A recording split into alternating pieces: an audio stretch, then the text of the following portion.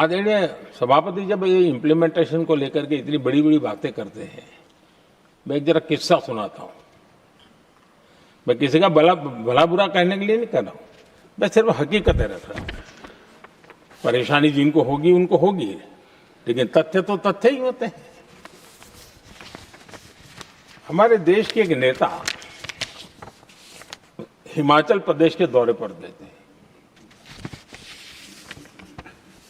और वहां से आने के बाद उन्होंने खुद ने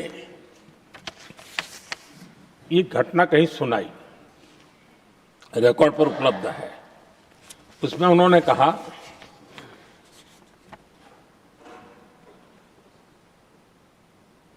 उस नेता ने क्या कहा, मैं उन्हीं के शब्द पढ़ रहा हूं।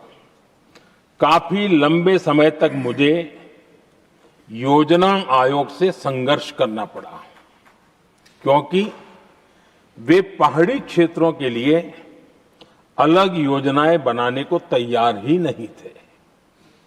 मैं हिमाचल प्रदेश गई थी। जब मैं वापस आई तो मैंने योजना आयोग में कहा कि हमारे कामदारों को, वर्कर्स को जीप की जरूरत नहीं है, बल्कि खच्चरों की आवश्यकता है, ताकि कम से कम उन पर सामान आदि लादा जा सके। आगे उन्होंने कहा, लेकिन मुझे बताया गया हम पैसा तो जीप के लिए ही देंगे, क्योंकि खच्चरों के लिए पैसे देने की पॉलिसी नहीं है। इसी भाषण में आगे वो कहती हैं, अब वहां सड़कें ही नहीं थी। उनका कहने का कारण यह था कि हिमाचल में जहां वो गई वहां सड़कें ही नहीं थी। अब वहां सड़कें ही नहीं थी तो फिर उस पर जीप का क्या लाभ हो सकता है? जीप लेकर के कौन जाएगा जहां रोड नहीं है? लेकिन उस समय योजना आयोग का जोर था, या तो जीप या तो कुछ भी नहीं।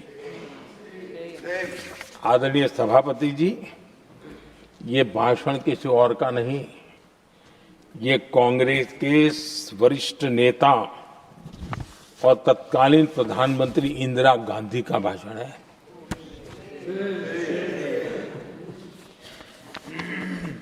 कांग्रेस के लंबे शासनकाल में यही कार्यशैली रही,